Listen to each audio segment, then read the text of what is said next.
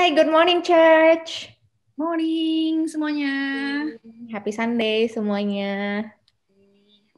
How are you, Amanda? Nervous, Mon. Sama. Yeah, but very privileged to be here, ya Mon. Maksudnya udah. I think the last time we were here, kita tuh bareng sama Ini sama Kak Sela. Ella ya, sama Cinoni.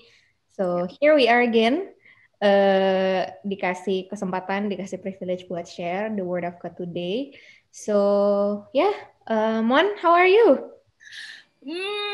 Masih tegang tapi senang. Tapi kita mulai doa dulu kali ya, Amanda ya, supaya Boleh. kita semua lebih tenang dan kita mau sama-sama siapin hati ya.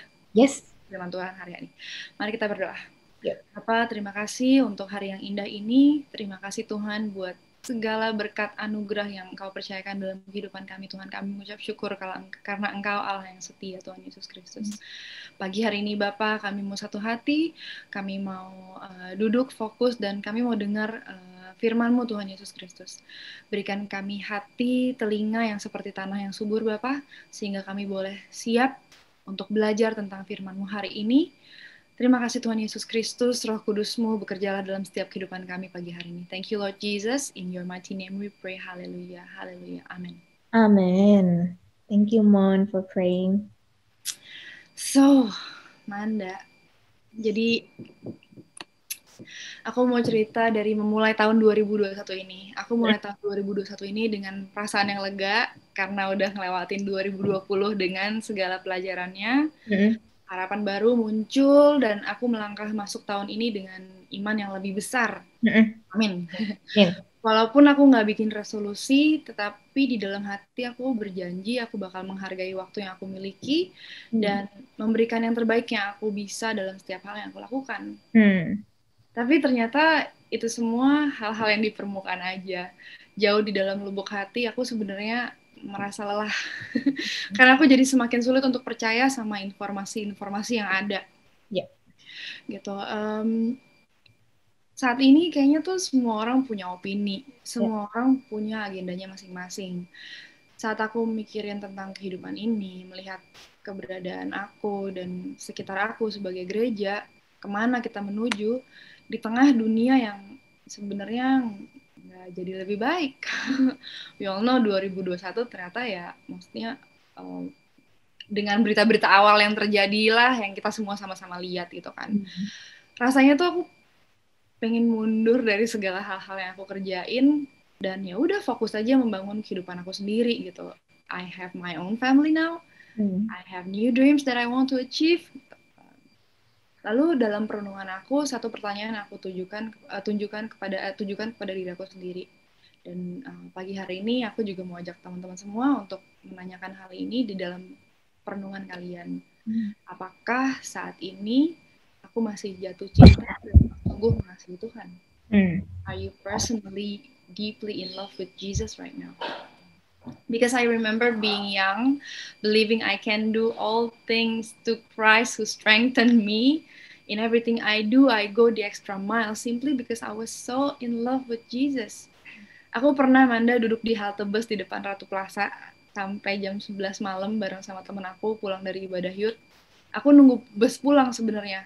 Dan busnya tuh sebenarnya udah lewat berkali-kali, tapi kita masih duduk di situ dan cerita sampai malam. Kita cerita tentang perjumpaan kita sama Tuhan Yesus. Imagine, lagi berapi-api banget gitu kan. Dulu aku selalu bangun jam 6 pagi dan hal pertama yang aku lakukan adalah ngambil Alkitab aku. I really can't wait to spend time with my Bible gitu. Setiap ayat yang aku baca bikin aku semakin jatuh cinta sama Tuhan. Dan bikin aku selalu ingin jadi kayak Tuhan Yesus. Dan aku tulis di dalam jurnal aku tentang hal-hal yang aku pelajari dari firman Tuhan yang aku baca pagi itu. Dulu aku juga begitu tegas dan berani kalau aku lagi diwawancara nih di kerjaan aku gitu. Aku sangat tegas dan bilang bahwa Tuhan adalah alasan aku bernyanyi. Dalam perenungan aku beberapa waktu belakangan ini, aku jadi bertanya lagi pada diri aku sendiri gitu. Do I still believe the God that I first believed when I was young? Wow. Where is this me adoring God, saying, Lord, I'm gonna obey you. Karena I'm a lover of God. Not a lover of ministry, not a lover of success, Not a lover of comfort or pleasure, and not a lover of when the room is full of people. Itu Wow. ya beberapa hal yang terjadi di dalam hati dan pikiran aku dan perenungan aku memasuki tahun 2021 ini. Mungkin kalau buat aku apa ya? I think apa ya? I feel ending 2020 and starting 2021. I really feel like I carry the physical bukan physical doang sih ya sebenarnya, psychological burden of burning out gitu loh, yang aku carry dari 2020 sampai ke 2021 gitu. Always feeling edgy gitu ya, kayak nervous, anxious, like not knowing what to do, kayak orang bingung sebenarnya. And I feel like kalau mungkin Momon has become more aware of surroundingsnya Momon ya kan, mungkin karena Momon juga banyak kerja di luar, interaksi sama orang gitu, and maybe because you're also active in social media ya kan, because of your occupation juga. Kalau aku tuh malah mungkin bisa dibilang internally suddenly there's so many voices yang tiba-tiba aku harus dengar, dan to be honest many times I fail to validate myself in a way, in the right way ya gitu loh. Aku malah validate those voices tapi not based on God's truth. Aku malah validate those feelings, those emotion with my current reality gitu. Jadi makin lama emosinya makin tense, and yeah, I can safely say aku apa ya, mungkin kayak collapse gitu berapa kali gitu loh. I just burst in anger, I just burst into tears. Kadang-kadang aku bener-bener kayak gak bisa mengontrol emosi aku aja gitu, because I feel so overwhelmed with whatever that is in my heart yang udah campur aduk itu. And I have never felt like this in a long time. Aku juga sebenarnya sampai momen-momen belakangan ini tuh ya masih belajar lah ya. I still learn to manage it. I still learn to be positive. Mungkin satu hal yang aku selalu ingetin diri aku sih, jangan lengah gitu loh. Because the devil will really take advantage gitu of our situation saat kita lengah gitu loh. Dia dengan gampangnya kayak bisa membisikkan, hey, that's true, you're not worthy gitu. Lo nggak bisa apa-apa dan segala macam ya. Memang benar kita nggak bisa apa-apa, because because we just simply need God gitu. I feel so paralyzed loh, Mon. I really feel so paralyzed. Apa ya, kayak bener-bener gak tahu mau ngapain gitu loh. Until one moment it hit me that, you know what, gak bisa cari perlindungan di mana-mana selain sama Tuhan Yesus gitu loh. Dan going into 2021, we listen to sermons ya from our church juga dari awal. In the beginning, Ko Mario udah share, and then we had Pastor Jose, and then last week we had Koklin gitu. Semuanya apa ya, everything builds up to a very good momentum this year. Dan aku pengen ajak teman-teman juga yang di rumah semuanya, let's keep that momentum strong gitu, jangan cuman strong di awal aja gitu loh. So let's learn to keep this momentum, tapi bukan berarti kita maju cepet dan kita neglect apa yang harus kita work on. Of course we have to be careful ya dengan momen-momen dan kelemahan kita di mana kita tahu kita bisa lengah nih di sini gitu loh. Dan ya, I think by being in touch with CC ya kan, komunitas, being in touch with coming to service every week, join Zoom session, just have conversation with people yang bisa membangun, I think itu bakal membantu sekali sih. Dan hari ini it's a great opportunity. Once again aku mau bilang terima kasih banget kasih kesempatan buat share ya. And maybe you just want to start the message today dengan cerita yang dipakai oleh Ko Franklin minggu lalu, which is the story from Kisah Para Rasul 3 ayat 1 sampai 10, yaitu tentang orang lumpuh ya. Petrus dan Yohanes menyembuhkan orang lumpuh. So let's read the verse. Alright. Kisah Para Rasul 3 ayat 1 sampai 10. Pada suatu hari menjelang waktu sembayang, yaitu pukul 3 petang, naiklah Petrus dan Yohanes ke bait Allah. Di situ ada seorang laki-laki yang lumpuh sejak lahirnya sehingga ia harus diusung. Tiap-tiap hari orang itu diletakkan dekat pintu gerbang bait Allah yang bernama Gerbang Indah untuk meminta sedekah kepada orang yang masuk ke dalam bait Allah. Ketika orang itu melihat bahwa Petrus dan Yohanes hendak masuk ke bait Allah, ia meminta sedekah. Mereka menatap dia dan Petrus berkata, "Lihatlah kepada kami." Lalu orang itu menatap mereka dengan harapan akan mendapatkan sesuatu dari mereka. Tetapi Petrus berkata, "Emas dan perak tidak ada padaku, tetapi apa yang kupunyai kuberikan kepadamu. Demi nama Yesus Kristus orang Nazaret itu, berjalanlah." Lalu ia memegang tangan kanan orang itu dan membantu dia berdiri. Seketika itu juga kuatlah kaki dan mata kaki orang itu. Ia melonjak berdiri, lalu berjalan kian kemari dan mengikuti mereka ke dalam bait Allah, berjalan dan melompat-lompat serta memuji Allah. Seluruh rakyat itu melihat dia berjalan sambil memuji Allah, lalu mereka mengenal dia sebagai orang yang biasanya duduk meminta sedekah di gerbang indah bait Allah, sehingga mereka takjub dan tercengang tentang apa yang terjadi padanya. What a great story ya.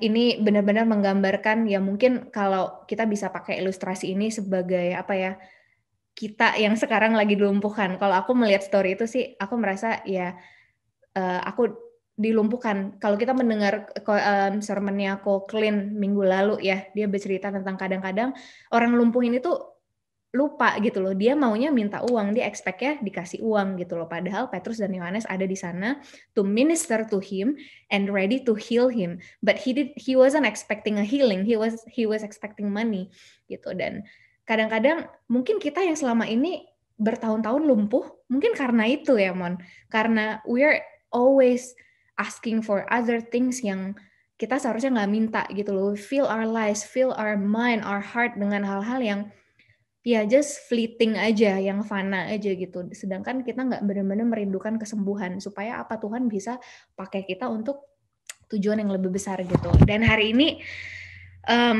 itu yang akan kita bahas, kelumpuhan spiritual ya. It's very very interesting. Jadi tanpa kita sadari kadang hal-hal yang kita hari-hari kita dipenuhi dengan hal-hal yang melumpuhkan kita gitu, yang tidak contribute dengan kesehatan, malah bikin kesehatan kita makin merosot. Nah, inilah yang menyebabkan kelumpuhan spiritual itu. Nah, maybe Momon bisa sharing lebih lanjut.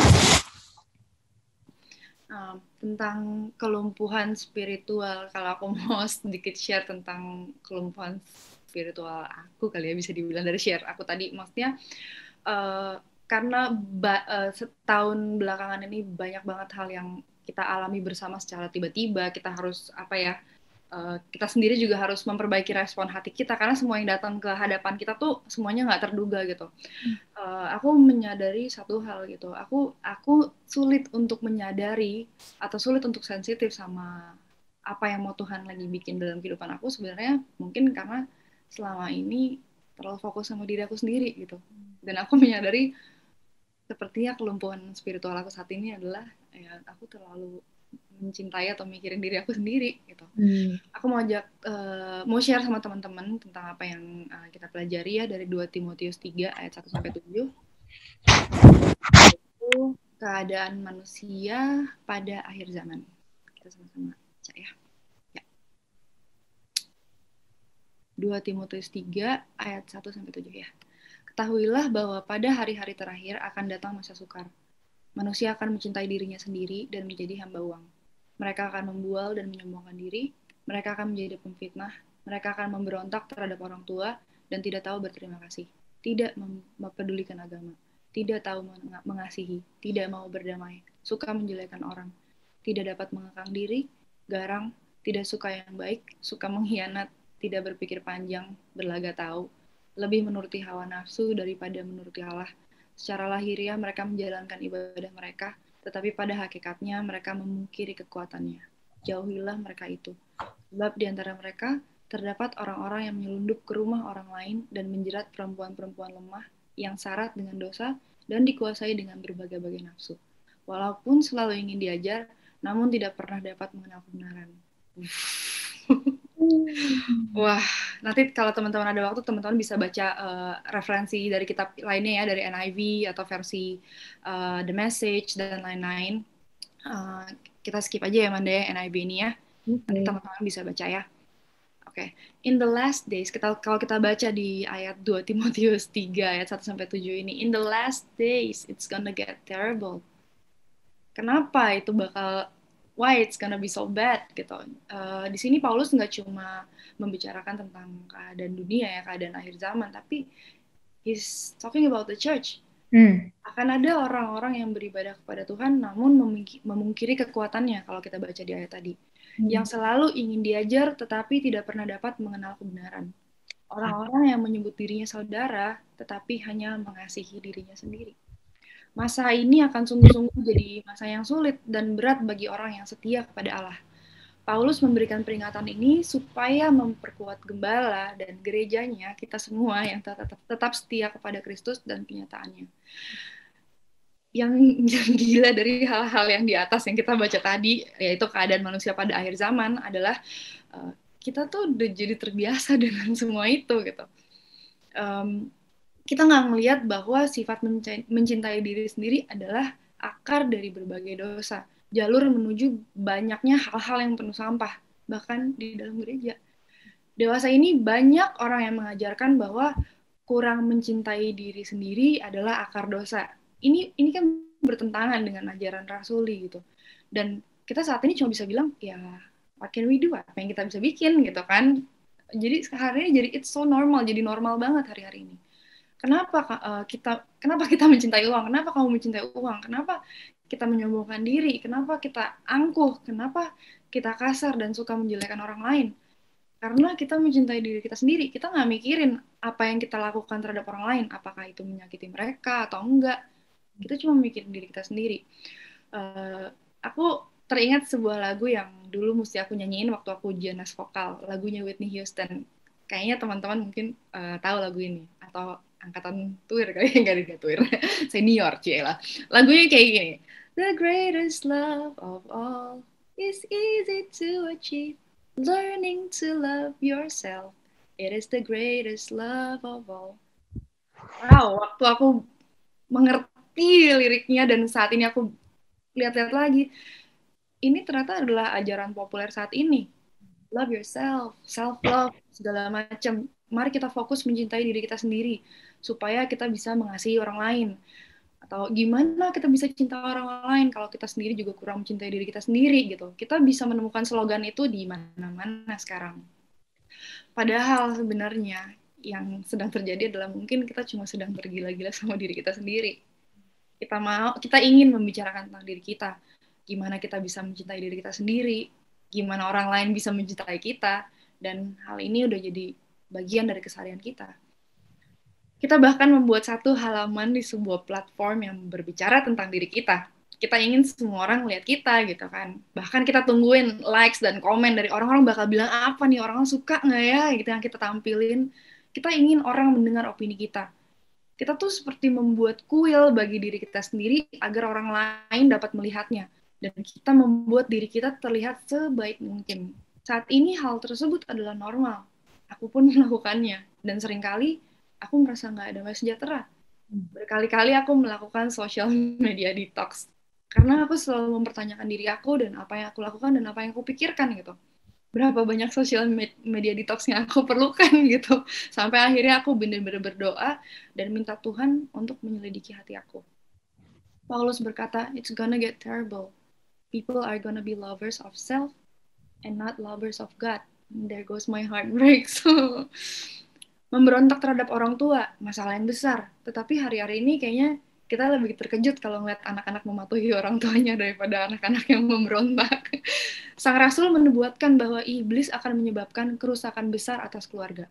Seorang ibu yang tidak mengasihi anaknya, ayah yang mengabaikan keluarganya, dan anak yang tidak memelihara orang tua yang lanjut usia.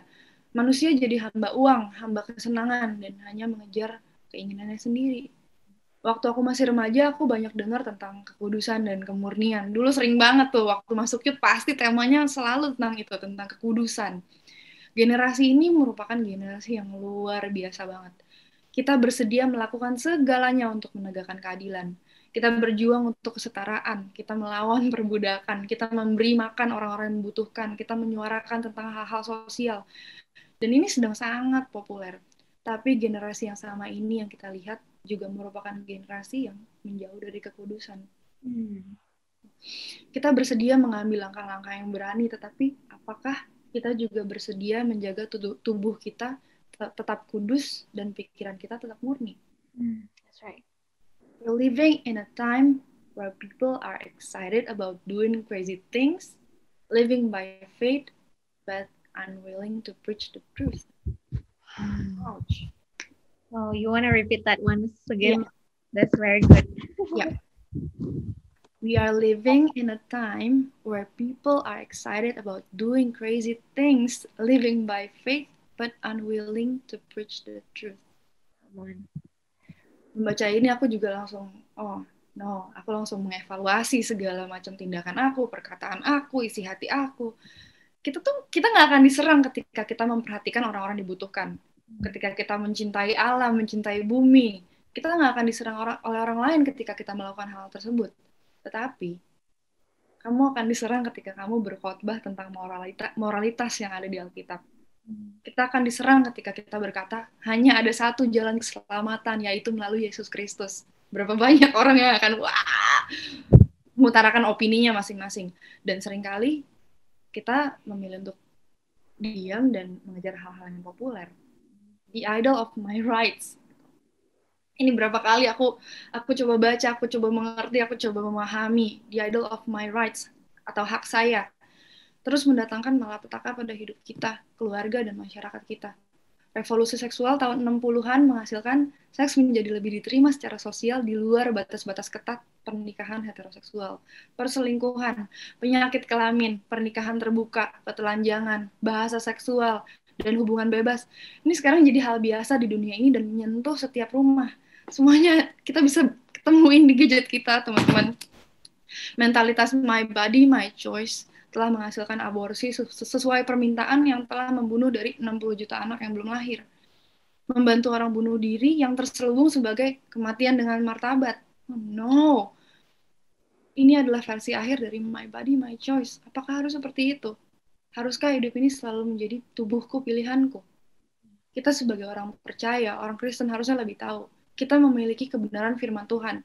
Di dalam kebenaran itu, ada logika ilahi untuk pelestarian ciptaan Tuhan dan untuk pemenuhan kehendak Tuhan bahwa semua akan diselamatkan. 1 Timotius 2 ayat 3-4. For this is good and acceptable in the sight of God our Savior, who desires all men to be saved and to come to the knowledge of truth. 2 Korintus 5 ayat 14, sebab kasih Kristus yang menguasai kami. Karena kami telah mengerti bahwa jika satu orang sudah mati untuk semua orang, maka mereka semua sudah mati. Dan Kristus telah mati untuk semua orang, supaya mereka yang hidup tidak lagi hidup untuk dirinya sendiri, tetapi untuk Dia yang telah mati dan telah dibangkitkan untuk mereka. Teman-teman, kita dikuasai oleh kasih Kristus. Kita harus selalu ingat itu. Kita udah jadi miliknya Kristus. Kita sering membuat banyak rencana dan banyak sekali rencana kita yang berjalan di luar kemauan kita. Tetapi pernahkah kita bertanya, apakah yang Tuhan mau kita lakukan? Sebagai orang percaya yang hidup di hari-hari akhir ini, Yesus meringkas perintah-perintah dengan dua arahan, yaitu mengasihi Tuhan dan mengasihi sesama. Mohon maaf untuk kalau ada gangguan-gangguan suara, mohon dimaklumi. Oke, yang pertama, cintai Tuhan. Mari kita sama-sama baca di Matius 22 ayat 37-38. Aku ambil dari versi NKJV. Matthew 22 verses 37-38. Jesus said to him, "You shall love the Lord your God with all your heart, with all your soul, and with all your mind. This is the first and great commandment." Mengasihi Tuhan adalah fondasinya. Tuhan sudah lebih dahulu mengasihi kita, ditunjukkan dalam anugerah keselamatan kita melalui Kristus. Amin. Jenis cinta ini berasal dari kata Yunani agape. Ini lebih dari sekedar emosi. Ini sepenuhnya mengacu pada komitmen dan pengorbanan. Seperti yang Tuhan Yesus lakukan buat kita di atas kayu salib, teman-teman. Yeah. Gimana kita bertanya, gimana cara kita mencintai Tuhan, gitu kan? Itu jelas, ada di 1 Yohanes 5 ayat 3. Nggak ada lagi yang lain, yaitu inilah cinta kepada Tuhan, menuruti perintahnya. Simpel banget ya, cuma satu kalimat pendek kayak gini, tapi butuh sepanjang hidup kita untuk menjalaninya. Sebab inilah kasih kepada Allah, yaitu bahwa kita menuruti perintah-perintahnya. Perintah-perintahnya itu nggak berat, karena Tuhan senantiasa menuntun kita dan menguatkan kita melalui Roh Kudus. Yang kedua, cintai orang lain. Mari kita berikutnya buka di Matthew 22 ayat 39-40. And the second is like it. You shall love your neighbor as yourself. On these two commandments hang all the law and the prophets. Kasih agape yang sama menggambarkan bagaimana kita harus bertindak terhadap satu sama lain. Bagaimana hendaknya kita hidup dengan satu sama lain. Kita bukan cuma terhubung secara emosional aja, tapi kita juga harus berkomitmen dan bila perlu berkorban untuk satu sama lain. Kita buka di 1 Yohanes 4 ayat 19-21. Teman-teman, aku sama Amanda bakal buka banyak ayat hari ini, jadi mohon tetap bersama dengan kami. Kita sama-sama belajar ya. Oke, 1 Yohanes 4 ayat 19-21. Kita mengasihi karena Allah lebih dahulu mengasihi kita. Ini ayat Yohanes 4 ayat 19 ini aku dan Bayu pakai untuk ayat pernikahan kita, supaya kita selalu ingat kalau dasar kita mengasihi adalah Tuhan Yesus yang udah lebih dahulu mengasihi kita. Ayat 20 lanjut, jikalau seorang berkata, aku mengasihi Allah, dan ia membenci saudaranya, maka ia adalah pendusta. Karena barang siapa tidak mengasihi saudaranya yang dilihatnya, tidak mungkin mengasihi Allah yang tidak dilihatnya. Dan perintah ini kita terima dari Dia. Barang siapa mengasihi Allah, ia harus juga mengasihi saudaranya. Masih panjang perjalanan kita untuk punya hati yang mengasihi seperti Yesus mengasihi kita. Tapi Roh Kudus menuntun dan memampukan kita, teman-teman. Amen. Rasul Paulus mengatakan seperti ini di dalam Filipi 2 ayat 3-5. Jangan melakukan apapun karena ambisi egois atau kesombongan yang sia-sia, tetapi dengan kerendahan hati mempertimbangkan orang lain lebih baik daripada dirimu sendiri. Masing-masing dari kita harus melihat tidak hanya untuk kepentingan kita sendiri, tetapi juga untuk kepentingan orang lain. Sikapmu harus sama dengan Kristus Yesus. Walaupun kasih merupakan satu aspek dari buah roh, bukti kelahiran baru, kasih juga sesuatu yang harus kita kembangkan ya, Manda ya. Yeah. We have to work on it. That's right. Ya. Oleh karena itu Yohanes menasihati kita untuk saling mengasihi, memperhatikan sama kita, dan berusaha memajukan kesejahteraan mereka. Dan Yohanes nggak berbicara tentang itikat baik ya, ini bukan tentang niat baik, tapi ini tentang keputusan hati, sikap untuk menolong orang lain. Karena tadi yang pertama, karena kasih adalah sifat Allah sendiri yang dinyatakan dengan karunia anaknya kepada kita. Kita mengambil bagian dalam sifatnya karena kita lahir dari Dia. Yang kedua, oleh sebab Allah mengasihi kita, maka kita yang sudah mengalami kasih, pengampunan, dan pertolongan Tuhan Yesus wajib menolong orang lain. Meskipun untuk itu kita harus berkorban secara pribadi. It's not easy, I know, but we're in this together. Teman-teman, jikalau kita saling mengasihi, Allah tetap di dalam kita, dan kasih-Nya disempurnakan di dalam kita. Sikap hati dan kehidupan seperti inilah yang menarik perhatian orang lain untuk percaya bahwa Kristus dan kasih-Nya nyata dalam kehidupan orang percaya. Gitu. Mentalitas tubuhku, pilihanku, mengabaikan prinsip agape dari kitab suci. Bagaimana kita bisa peduli tentang orang lain daripada diri kita sendiri ketika motivasi kita adalah untuk melindungi hak-hak kita, mengontrol tubuh kita, menikmati seksualitas kita dengan bebas mengutarakan pikiran kita dan mati menurut ketentuan kita sendiri. Tidak ada aktivitas pribadi yang tidak mempengaruhi orang lain. Lingkungan yang penuh keegoisan melahirkan keegoisan. Lingkungan yang saling berkorban membiarkan pengorbanan. There is no personal activity that does not affect others. Environments of selfishness breed selfishness. environments of charitable sacrifice, breed sacrifice. Lovers of pleasures, lovers of self. Tentunya kita nggak mau kan punya karakteristik seperti orang-orang akhir zaman ini. Aku nggak mau. Gitu. Lihatlah dunia ini, lihatlah gereja, lihatlah di mana kita berdiri saat ini. Kadang kita berpikir bahwa tugas kita sebagai orang percaya adalah mengubah dunia, menginfluence orang-orang untuk kayak jadi seperti kita. No, tugas kita bukanlah menenangkan badai. Itu tugasnya Tuhan. Tuhan bilang sendiri kan, be still and know that I am God. Itu tugasnya Tuhan. Tapi tugas kita sebagai orang percaya adalah memastikan kalau kapal kita menuju arah yang benar. Memastikan kalau awak kapal kita tetap kuat, berani, dan terus maju ke arah yang benar. Kita bertanggung jawab atas kapal kita. Gereja Tuhan, saat ini rasanya kita seperti belajar mundur. Badai seperti datang tepat di depan kita, membuat kita terombang-ambing ke kanan dan ke kiri. Tapi teruslah maju. Kita sedang menuju ke suatu tempat, dan kita terus berjalan menuju ke arah yang benar. Waktu-waktu ini, kita perlu give more attention to the church and less attention to the world. If you follow Jesus, you'll get Jesus and that's enough. Right. Kita baca ayatnya di 1 Yohanes 2 ayat 17. Dunia ini sedang lenyap bersama dengan keinginannya. Tetapi orang yang melakukan kehendak Allah akan hidup selama-lamanya. Amin. Oh, gila, powerful banget, Mon. Thank you for sharing such powerful word.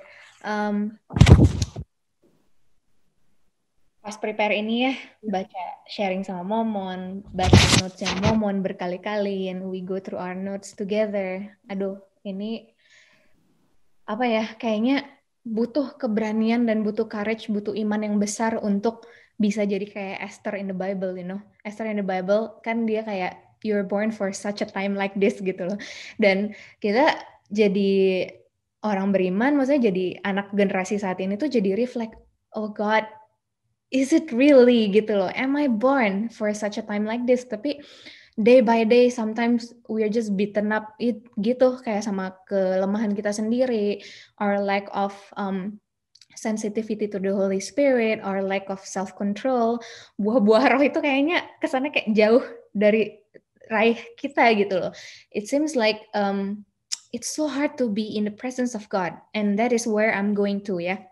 Jadi yang pertama tadi, again going back to the first topic, we were talking about we're talking about orang yang lumpuh gitu ya. Apa yang menjadi kelumpuhan spiritual? Yang pertama mau bilang loving ourselves too much ya, loving sins. Dan yang kedua, poin yang aku pengen masukin adalah the lack of faith ya. Manusia diciptakan untuk hidup untuk Tuhan, untuk punya hubungan sama Tuhan. Di luar tujuan itu, kita nggak akan bisa berfungsi maksimal.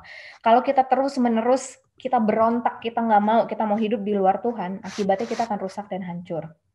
Ya, nggak heran kalau manusia sudah berusaha mengejar kepuasan diri sekuat tenaga, tapi jiwanya lelah terus ya, jiwanya kosong terus. Kita hidup, nah tadi Momon udah share banyak banget poin yang udah membukakan dan mengingatkan kita lagi. Nah, kita hidup bukan untuk memuaskan diri kita sendiri. Kita hidup bukan untuk memvalidate my body, my choice gitu loh. This is my life, you know. You only live once. I wanna do this, I wanna do that, I wanna try this gitu. Hidup bagi diri sendiri itu mungkin terlihat senang ya, tapi sebenarnya berat dan melelahkan. Hidup bagi Tuhan, hidup dekat dengan Tuhan, hidup mengasihi Tuhan dan sesama, itu pasti jadi berkat dan lebih menyenangkan. We will definitely enjoy the fruits in our life gitu kalau kita bisa cultivate habit seperti itu. Nah, tahun 2020 adalah awal dari perjalanan yang sulit buat kita semua ya. Nggak semua dan semua manusia di dunia inilah ya. No sugar coating, nggak perlu disangka lagi tahun 2021 nggak akan lebih mudah dari tahun kemarin juga. Kenyataan di depan mata memang sangat berpotensi untuk mengguncang iman kita. Guys, no sugar coating here. It's gonna get tougher ya.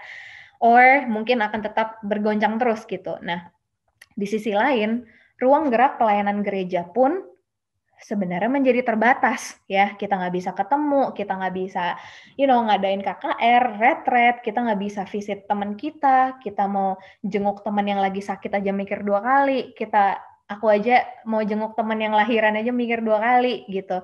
Just want to have a meal with someone, I have to think 2 times, 3 times gitu loh. Sulit ya, this is tough time. Tapi tahun yang sulit bukan berarti tahun yang tidak bisa dilewati. Ini semuanya hanya membutuhkan respon yang benar dari setiap pribadi. Nah, di season ini tuh memang iman kita banyak diuji, ketaatan kita diuji. Tapi sebenarnya kita udah privilege banget, udah dikasih daily bread sama Tuhan setiap hari. God has graced us to go through our days, ya. Tapi kita suka lupa, and we just go ahead with our plans first without Him. We're trying to outdo God. Outdo itu artinya kita mencoba untuk melebihi Tuhan, ya, dari cara kita, pemikiran kita kayak wow gitu, mau lebih cepat aja gitu. After we exhaust all of our options, ya, setelah kita udah mepet, udah desperate, nah biasanya itu baru ingat Tuhan, ya. No wonder we burn out so easily. You know what, friends? As long as we think we can, God will let us try. Ya.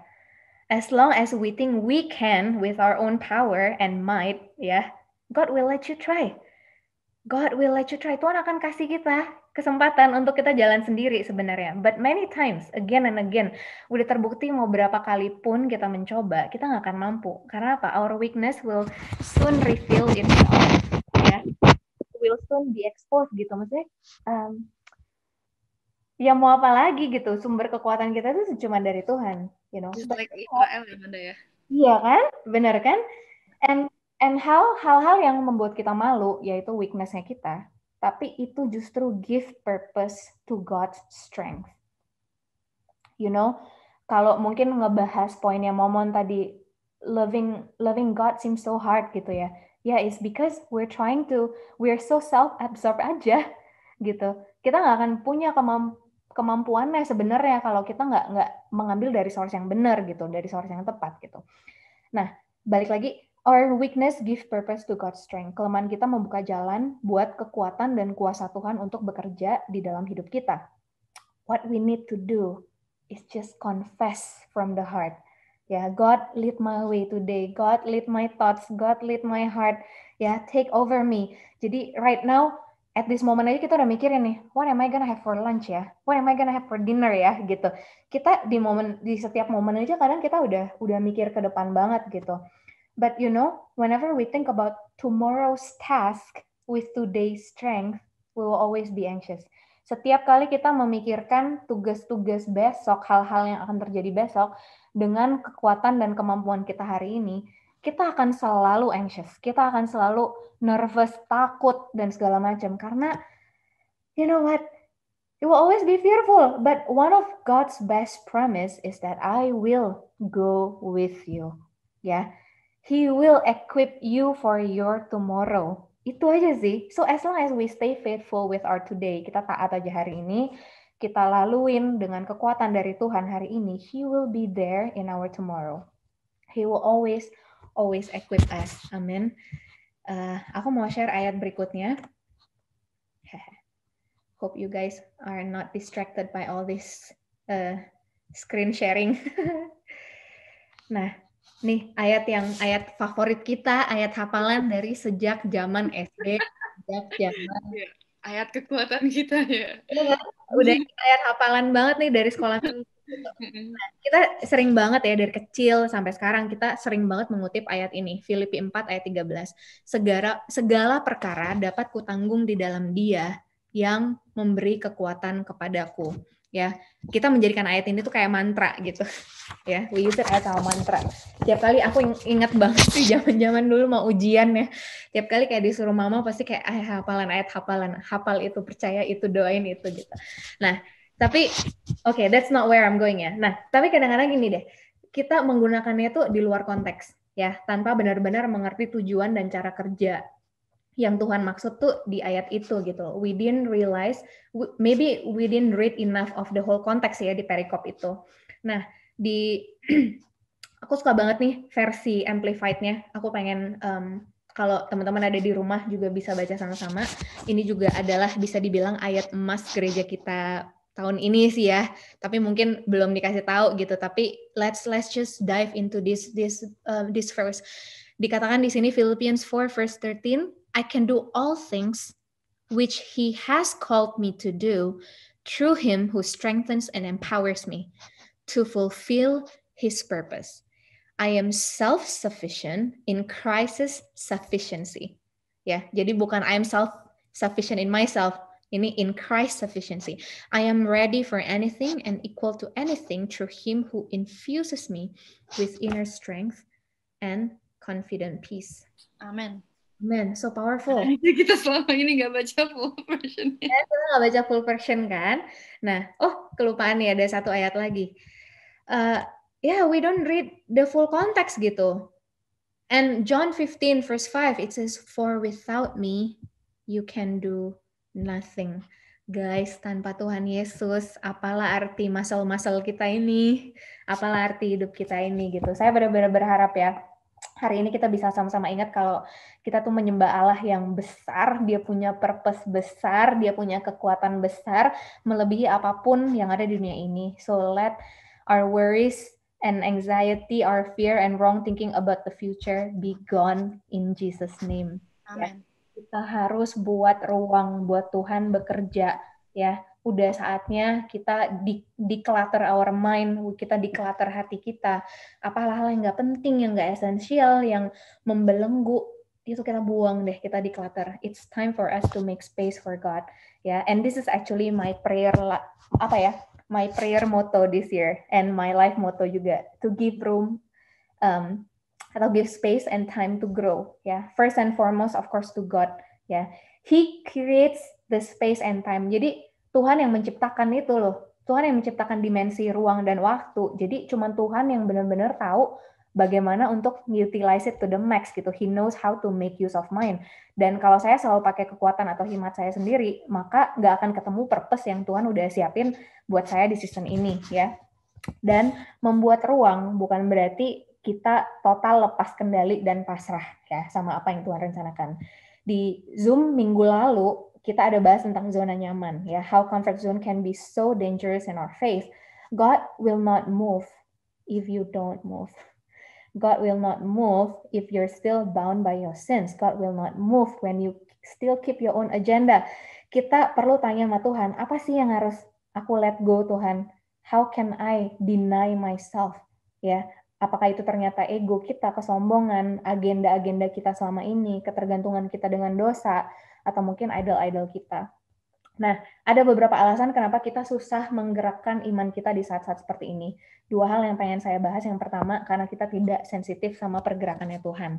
And that's also connected to the first point yang Momon bawain tadi ya, kelumpuhan spiritual yang pertama, yaitu lovers of self gitu. Nah, ini saya mau tunjukin ayatnya. Saya mau bacain. It's in...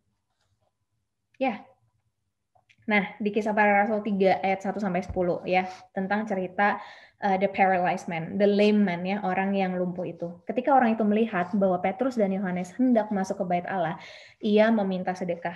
Mereka menatap dia dan Petrus berkata, "Lihatlah kepada kami." Lalu orang itu menatap mereka dengan harapan akan mendapatkan sesuatu. Ya, tapi Petrus berkata, emas dan perak tidak ada padaku, tetapi yang kupunyai kuberikan kepadamu demi nama Yesus Kristus orang Nazaret itu berjalanlah. Di NIV di ayat 4 ini dia katakan Peter look straight to him as did John, and Peter say look at us. Mereka menatap dia. Dia di sini tuh adalah si orang lumpuh itu. Ya. Mereka menatap Iya, jadi si Petrus sama Yohanes tuh malah menatap orang sedekah.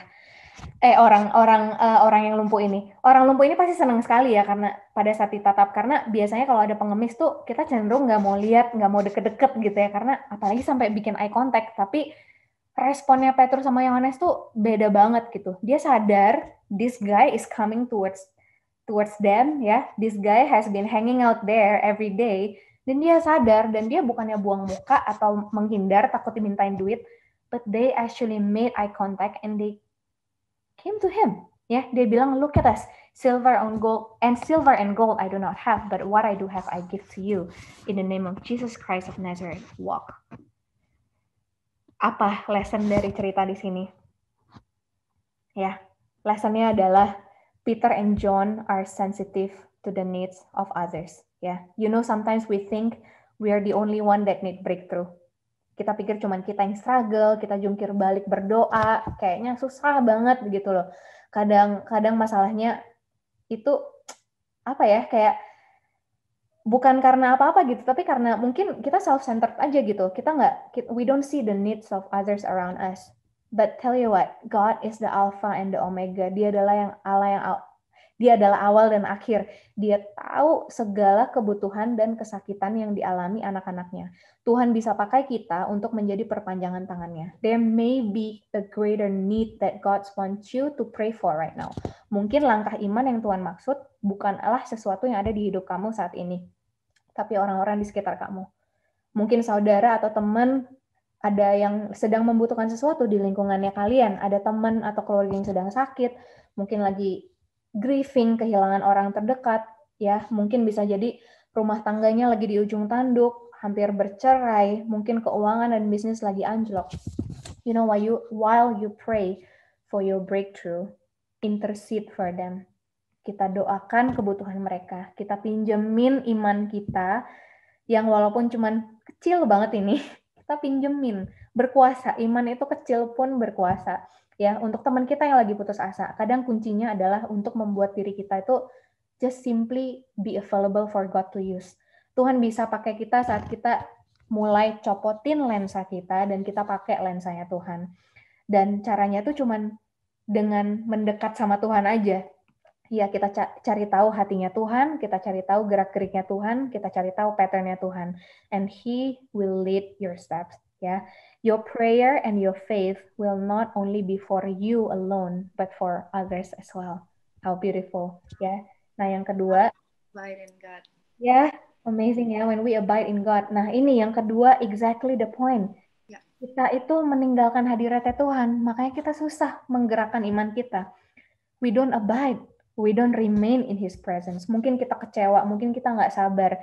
Intinya adalah kita mengandalkan opsi-opsi yang kita punya, gitu. Ada cerita di Lukas 2, ini cerita singkat aja in the Bible, yang menceritakan tentang Maria dan Yusuf membawa Yesus ke Yerusalem, dan saat mereka pulang, mereka nggak sadar kalau Yesus itu ketinggalan di antara kerumunan.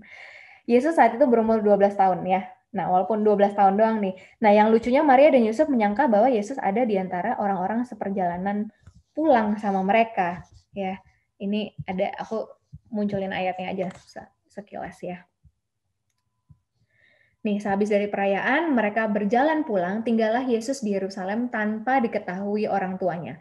Karena mereka menyangka bahwa ia ada di antara orang-orang seperjalanan mereka. Berjalanlah mereka sehari perjalanan jauhnya, lalu mencari dia di antara kaum keluarga dan kenalan. Karena mereka tidak menemukan dia, kembalilah mereka ke Yerusalem sambil terus mencari dia. Sesudah 3 hari, mereka menemukan dia di bait Allah.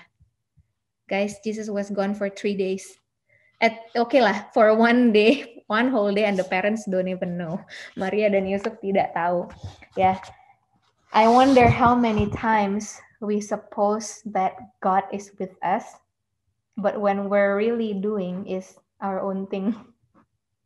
Ya, pesannya di sini adalah it's so easy ya, tek begitu aja. It's so easy to lose the special presence of God, ya, and then it is to get back once we lost it. We need to be careful ya, to remain in the presence of God. We need to always draw close to Him. Kalau enggak, kita bisa dikelilingi kesibukan kita dan hal-hal lain dalam hidup kita. Ya. And how do we learn to remain in God's presence? First and foremost, to simply be obedient in His word. Ya, being willing to change our negative habits and attitude. Ya, itu adalah step pertama to spiritual maturity. Ya, kita niatin untuk mengubah habit-habit kita dan sikap hati kita yang jelek. Maybe the way we use our time, ya. Kadang kita cuek banget, menyepelekan ibadah kita sama Tuhan. Kita meresponi masalah kita dengan amarah, ya. Kita ngeluh, kita ngedumel, kita ngomongin orang, kita judgmental, kita nggak bersyukur, kita nggak ada self-control, ya. In many sense, in terms of time, money, our body, our mind, gitu. Everything we use it so loosely, gitu. Pada akhirnya, ya kalau kita nggak berhati-hati nih ya, pertumbuhan iman di masa pandemi ini tuh benar-benar jadi tanggung jawab kita masing-masing loh. Mau online service seseru apapun, mau mentor sekeren apapun, seproaktif apapun, komunitas yang sehat pun tidak berarti tidak akan ada artinya kalau kitanya tuh nggak rindu bertumbuh ya. Kita sebagai umat Tuhan, kita sebagai orang yang harusnya sudah mature gitu ya. Sampai kapan kita mau disuapin, sampai kapan kita mau diperhatiin. So, guys, the key is to remain in His presence ya. Mulai kita belajar makan sendiri, kita mulai cari meaningnya kita di dalam Tuhan, di dalam lensanya Tuhan, dan kita mulai perhatikan sesama kita, be observant of your surroundings gitu. Bagaimana kita bisa, every time when you step out of the house, mungkin kayak bisa berdoa sama Tuhan, doa kecil aja. God, how can I bless someone today ya, gitu loh. Hal kecil aja seperti itu. So, semuanya kita yang tentukan. 2021 ini akan menjadi momentum untuk bertumbuh dewasa di dalam iman, atau malah kita kehilangan momentum, kita gagal bertumbuh, mundur, atau nanti ujung-ujungnya kita kehilangan iman kita. Nah, daripada bergantung sama janji-janji di dunia saat ini, vaksin atau apapun ya, kita mau bilang kita pasrah lah, udah pasrah gitu. Mendingan deh kita spend time, kita duduk diam dalam hadirat Tuhan, kita minta hikmat dan kebijaksanaan dari Tuhan untuk bisa memimpin pikiran kita dan langkah kita. Ya, memang kita harus belajar antisipasi saat ini. Kita harus bisa bersiap untuk segala kemungkinan. Tapi walaupun kita harus hidup was-was, bukan berarti kita jadinya tidak bisa berdampak.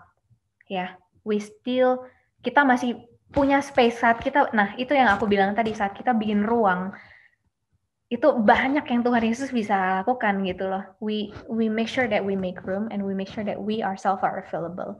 The gospel can still be preached even in the middle of this pandemic. Ya, karena berkat dan pekerjaannya Tuhan pasti bisa banyak terjadi saat ini. So, church, I just want to encourage you, let's remain in His presence ya. I know the days are long, ya, it's hard, kayak susah banget kayaknya mau move on di masa pandemi, kayak nggak tahu mau ngapain gitu. So I just want to end with this verse. I just want to encourage you. Di dalam Ulangan 2 ayat 7 dikatakan, sebab Tuhan Allahmu memberkati engkau dalam segala pekerjaan tanganmu. Ia memperhatikan perjalananmu melalui padang gurun yang besar ini. Ke-40 tahun ini Tuhan Allahmu menyertai engkau dan engkau tidak kekurangan apapun.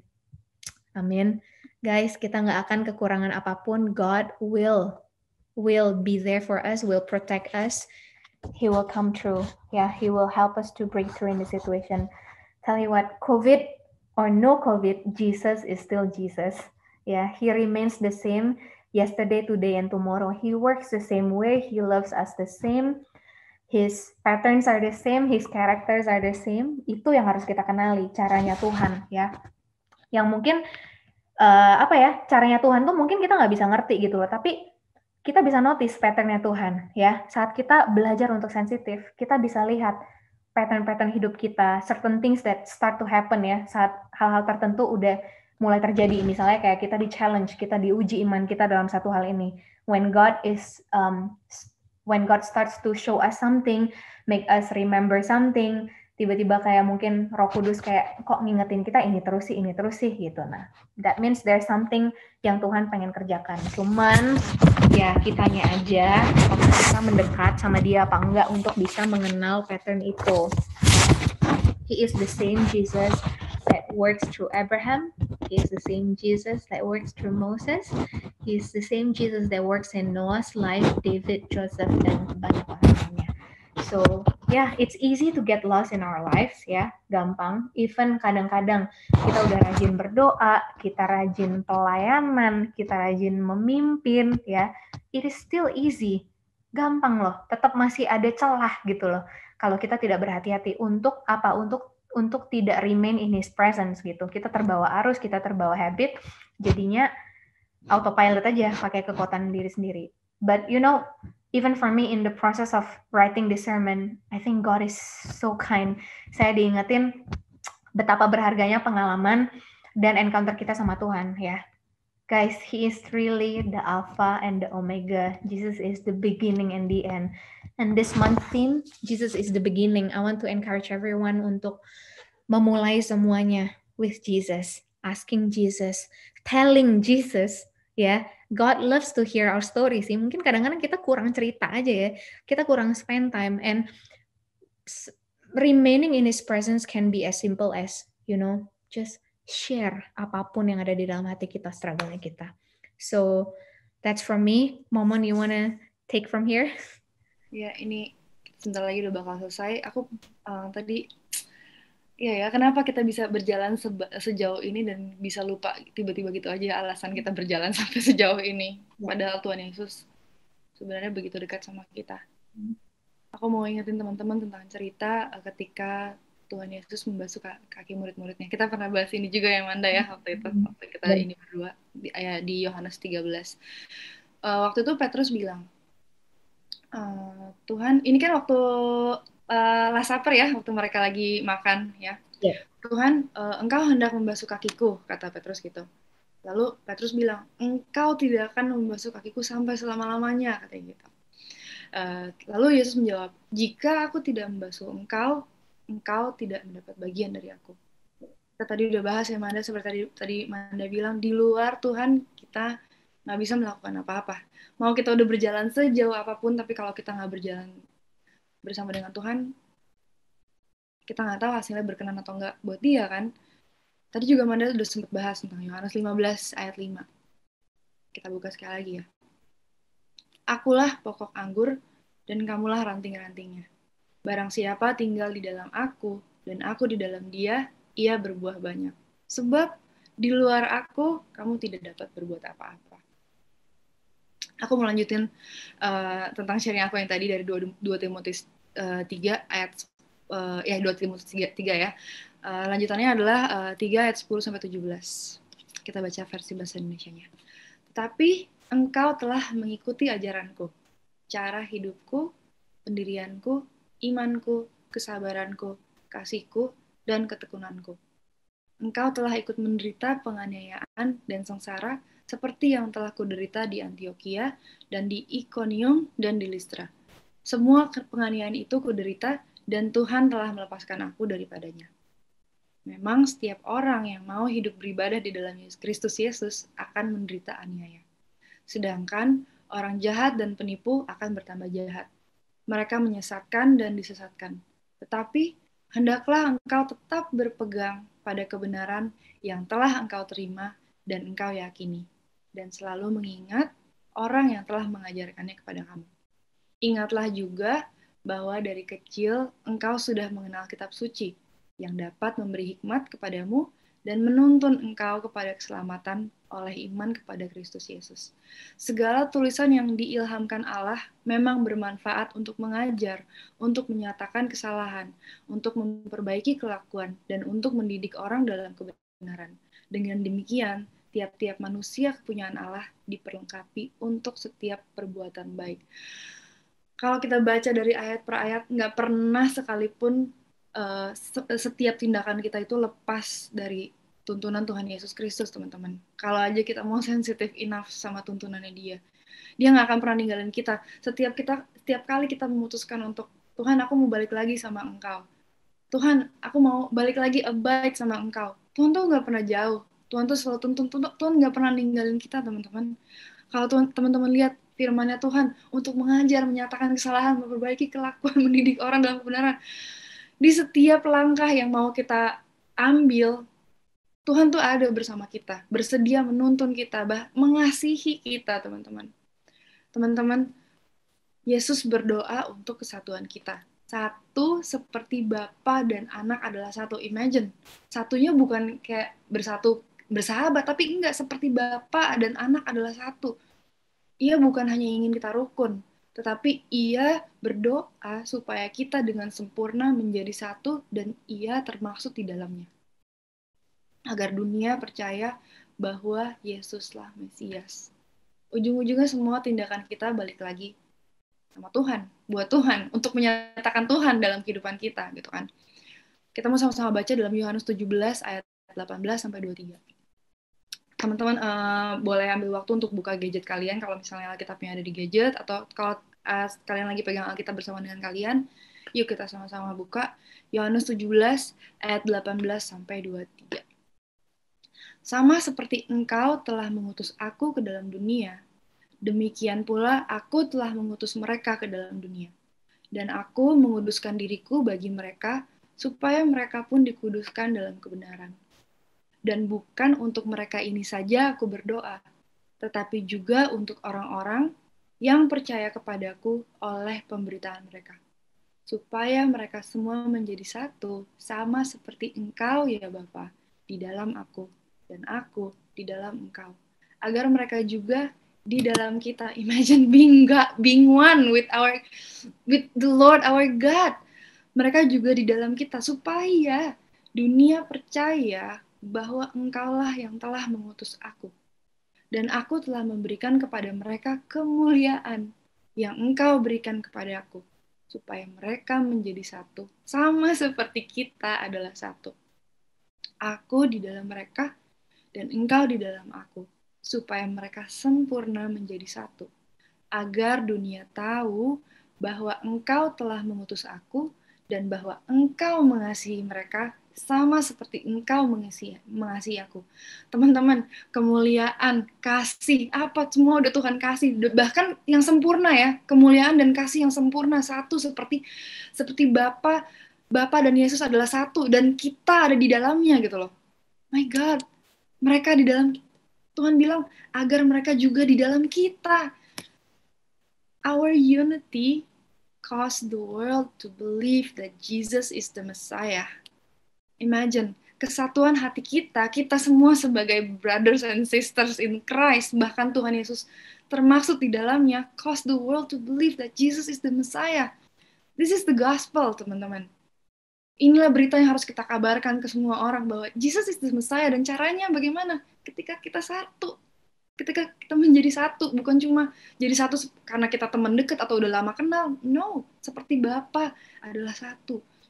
It's not the preaching, it's not the band, bukan testimoni dari seorang artis sekalipun yang membuat orang percaya. I've been there, aku pernah diundang ke gereja-gereja sebagai artis untuk bertestimoni. Bukan itu. Bukan juga program yang luar biasa, bahkan bukan perbuatan-perbuatan kita yang dilihat orang lain. Tetapi kesatuan kita sebagai saudara seiman, kasih yang mendalam, kasih Roh Kudus, ikatan supernatural. Ketika orang melihat kita, mereka berkata, belum pernah aku melihat orang saling mengasihi begitu dalam seperti mereka saling mengasihi. Atau baru kali ini aku melihat orang sungguh-sungguh mengasihi.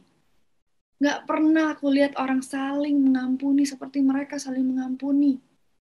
Aku gak percaya kalian rela berkorban untuk satu sama lain. Teman-teman, itulah yang akan menarik perhatian dunia.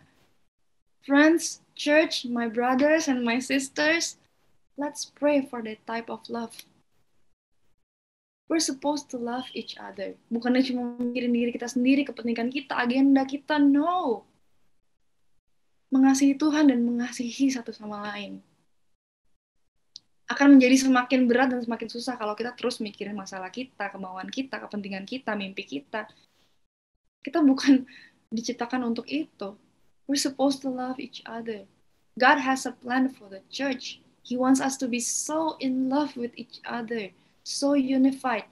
And when we are one, when you are one, the world's gonna believe in your salvation. The world's gonna believe tentang berita keselamatan through Jesus Christ. Amen. We didn't come into ministry to run a church. We believe we enter ministry to experience God. His supernatural love. Let's keep our people together, motivated, strengthened, united, and courageous. Kita nggak datang ke dalam pelayanan untuk menjalankan sebuah gereja. Kita percaya kita memasuki pelayanan untuk mengalami Tuhan. Kekuatan supernaturalnya Tuhan. Mari kita menjaga agar kita semua bersama satu hati, termotivasi, diperkuat, bersatu, dan berani. Akan datang masa sukar, teman-teman. Tetapi kamu, pengikut Yesus, man of God, tetaplah pada pendirianmu. Jadilah kuat, berani, dan fokus. Ini adalah saatnya bagi gereja, bagi kita semua, untuk menjadi satu hati dan kuat di dalam Tuhan. Amin. Amen. What a great closing, Mon. Thank you so much for bringing that message out of you, out of your life. Dan mungkin first and foremost kita bersyukur sama Tuhan yang udah kasih beban ini ya, udah kasih message ini untuk bisa share. Church, I hope you're blessed, and this is not the end, ya. But most importantly juga, you're not struggling alone. Yeah, that is why the church is here. That is why we, your friends, are here. Ya, kalian tahu, we need each other as a church. We need to be united in the spirit of God juga gitu. Jadi ini adalah masa-masa sukar indeed. So we gotta pray more. We gotta remain in His presence more. We got to look less in the mirror for ourselves ya. Tapi look more in each other. Look more in the mirror to remember what God created you to be gitu loh. Dan kemudian kita bisa melihat ke sekitar kita dengan lensa yang benar gitu loh. So church, I just want to invite all of us untuk berdoa sama-sama. Let's just take time to pray. Hallelujah, thank you Lord. Tuhan Yesus, terima kasih Tuhan buat pagi hari ini ya Bapak. We thank you for your powerful word. We thank you Lord for this burden that you have given in this generation Tuhan. We know kami bukanlah hanya dua orang, atau mungkin gereja kami bukanlah hanya gereja yang punya burden ini ya Bapak. And we also pray for the rest of the believers out there Tuhan, di Indonesia, di negara-negara lain dimanapun mereka berada ya Bapak. Father, we pray for this generation. Tuhan, kami rindu Tuhan untuk umat-Mu boleh terus ingat siapa mereka di dalam Engkau Tuhan. Father, kalau ada Bapak, kalau ada lensa-lensa yang salah Tuhan, Father, you take it off Lord, you change it with yours. Tuhan, Engkau yang bantu kami untuk bisa melihat dengan cara-Mu melihat ya Bapak. Tuhan, saat kami nggak mampu, saat kami nggak sensitif, Engkau yang terus ingatkan kami. Surround us with your people Lord, to remind each other. Surround us with the Holy Spirit, Lord, to always remember what we need to do. Tuhan, banyak moments yang kami akan gagal ya Bapak, tapi kami mau berserah. Tuhan, kami pengen berikan hidup kami, hati kami, pikiran kami pagi hari ini. We just want to surrender our lives once again, Lord, into your hands. Tuhan, Kau yang beracara, Tuhan, di setiap hari-hari yang kami laluin, Tuhan, kami pengen serahkan semuanya ke dalam tangan-Mu. We thank you for this moment of fellowship. Tuhan, dimanapun teman-teman semuanya berada ya Bapak, whatever struggle that they're going through, we pray that you are with them, Lord. You are Emmanuel. Engkau Allah yang selalu ada bersama-sama dengan kami. Engkau tahu kebutuhan mereka, Tuhan. Mungkin ada teman-teman yang baru kehilangan keluarganya because of COVID, Lord, we pray for those friends. Tuhan, buat teman-teman yang mungkin sekarang lagi isolasi mandiri, sekarang lagi merasa sendiri, mungkin lagi affected by COVID, Tuhan, Father, in Jesus' name we pray for healing. Tuhan, Kau yang kasih kesembuhan. Tuhan, untuk semua orang yang lagi struggle, yang lagi sakit juga, Tuhan, in your name we ask for healing, Tuhan. Terima kasih Bapa. Kami berdoa juga buat keluarga-keluarga, buat relationship Tuhan, semuanya ya Bapa. We pray that your presence will be strong. We pray that your people will remember who you are in their life. We will always remember, Lord, you are the God that you reign above all, Tuhan. We still believe that you are the Alpha and the Omega, Tuhan. Engkau lah yang awal dan yang akhir. Engkau Izinkan kami melalui ini Tuhan, and you will see us through Tuhan sampai semuanya selesai ya Bapak. Terima kasih udah kasih kami kekuatan buat hari ini. Kami mau serahkan sepanjang hari ini ke dalam tangan-Mu. We pray and speak blessing over the lives of your people. Siapapun yang mendengarkan, kapanpun mereka mendengarkan Tuhan, everyone who hear this message, Lord, will be touched by the Spirit, Lord, will be transformed in Jesus' name. Terima kasih ya Bapak, di dalam nama Yesus kami berdoa. Amin. Thank you Manda udah doain kita semua. Yeah, thank you Momon. Thank you for everything. Thank you for pouring your heart for this message. Thank you juga Manda. Okay, church. So we hope you're blessed. Happy Sunday. Spend a good time with your family. You know, take time to telepon teman ya, doain teman kalian. Doain mereka benar, jangan cuma sekarang kayaknya kita udah harus lebih selangkah lebih maju, jangan lagi tanya apa kabar atau apa, tapi tanya langsung apa yang perlu aku doain, apa yang bisa aku bantu. Let's go guys. Ya, jangan malu, jangan ragu. Kita harus justru mungkin melatih iman kali ya Mon ya. It's okay if you pray for the wrong thing ya. Kadang-kadang kita nggak pengen nanya gitu, tapi kayak pengen doain dia ini deh gitu. So just pray ya. Out of the blue just pray. Kita nggak akan pernah tahu mungkin itu struggle dia ke depannya.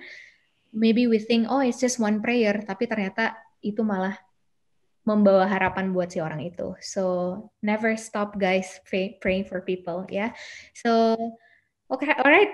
Happy Sunday semuanya. Bye. Bye.